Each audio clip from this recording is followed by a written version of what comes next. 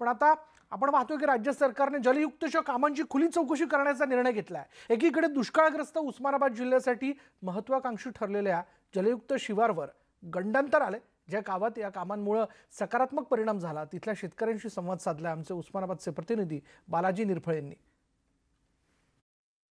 राज्य शासनाने काल जलयुक्तच्या कामाची जी आहे ती खुली चौकशी करण्याचे आदेश काढलेले आहेत। याच जलयुक्तच्या कामामुळे उस्मानाबाद जिल्ह्यात बराचसा फायदा झाल्याचं चित्र पाहण्यास मिळत होतं। गेली 2 वर्ष झालं ही कामं जरी ठप्प असली तरी उस्मानाबाद जिल्ह्यात जलयुक्त शिवार हे राज्यात जर बघितलं तर मोठ्या प्रमाणात जलयुक्त शिवारची कामं ही उस्मानाबाद जिल्ह्यात झाली होती।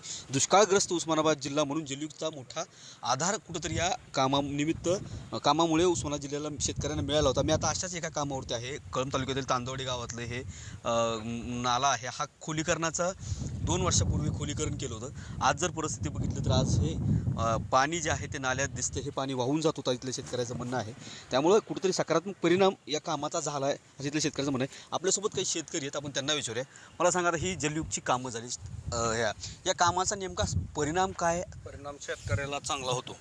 त्याच्यामुळे पाणी खाली वाहून जे पावसाचे पाणी वाहून जाते ती स्टॉप होते आणि काही कालांतराने शेतकऱ्याला पुरेपूर त्याचा फायदा होतो।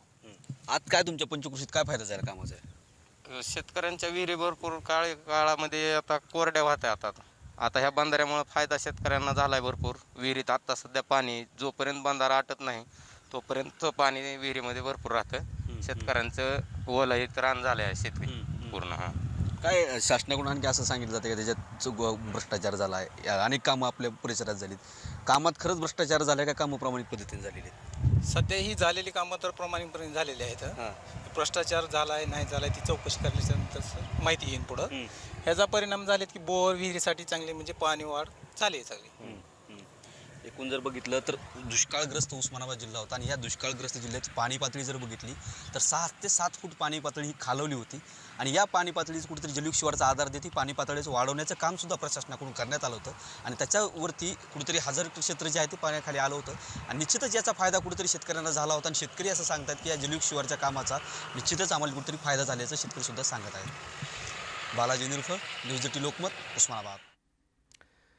आणि जलयुक्त शिवार योजनेची SIT मार्फत चौकशी केल्या जाणार आहे। आपण जर लक्षात घेतलं तर मुख्यमंत्री ठाकरे यांच्या अध्यक्षतेखाली झालेल्या राज्य मंत्रिमंडळाच्या बैठकीत हा निर्णय घेण्यात आला आहे। जलयुक्त शिवार योजनेचा मूळ उद्देश हा भूजल स्तर वाढवण्याचा होता। या योजनेवर सुमारे 9000 कोटी रुपये खर्च करण्यात आले। इतक्या मोठ्या प्रमाणात निधी खर्च होऊनही पाण्याची अपेक्षित पातळी मात्र वाढली नाही। त्याच्या अहवालातही या योजनेवर ताशेरे ओढण्यात आले होते आणि त्या आधारावरच राज्य मंत्रिमंडळाने या योजनेची चौकशी करण्याचा निर्णय घेतलाय। हा देवेंद्र फडणवीस आणि भाजपसाठी खूप मोठा धक्का मानला जातोय। आपण जर लक्षात घेतलं तर कॅगने या संदर्भात 31 मार्च म्हणजे ह्या दिवशी खरं तर हा अहवाल जो आहे तो समोर आलेला आहे आणि त्यातनं वेगवेगळे मुद्दे त्यांनी समोर आणलेले आहेत। कॅगने 31 मार्च 2019 रोजी संपलेल्या वर्षातील आपल्या अहवालात जलयुक्त शिवारच्या कामांचा दर्जा, खर्च, परिणाम यावरून उपस्थित केलेल्या टीकात्मक मुद्द्यांचा विचार करून जलयुक्त शिवार अभियानाची खुली चौकशी करण्याचं राज्य मंत्रिमंडळाने बैठकीत ठरवलं आणि याबद्दल राज्य मंत्रिमंडळाच्या बैठकीत या अभियानाच्या अनुषंगाने चर्चा झाली। तसंच कॅगचा अहवाल, सरकारकडे प्राप्त झालेल्या तक्रारींचा विचार करून खुली चौकशी करण्यात यावी यावरती एकमताने निर्णय घेण्यात आलेला आहे। त्यामुळे आता हे बघायचं की आता नेमकं याबद्दल पुढे काय केलं जातंय, म्हणजे साधारण जर आपण यामध्ये लक्षात घेतलं तर जलयुक्त शिवार योजनेअंतर्गत सगळ्यांनीच म्हणजे लोकसहभागातनं वेगवेगळ्या गावांमध्ये कामं झाली।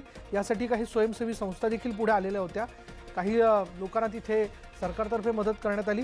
त्यामुळे गुणवत्तेची तपासणी करण्यासाठी तसं बघायला गेलं तर कार्यपद्धती नाही, पण ही तपासणी जी ती कशा पद्धतीने करता येऊ शकते, काय निकष त्यामध्ये लावण्यात येत आहेत हे आता बघावं लागणार आहे। म्हणून कुठे कुठे म्हणजे कोणकोणत्या कामांची ही चौकशी होणार हा भाग देखील महत्त्वाचा आहे।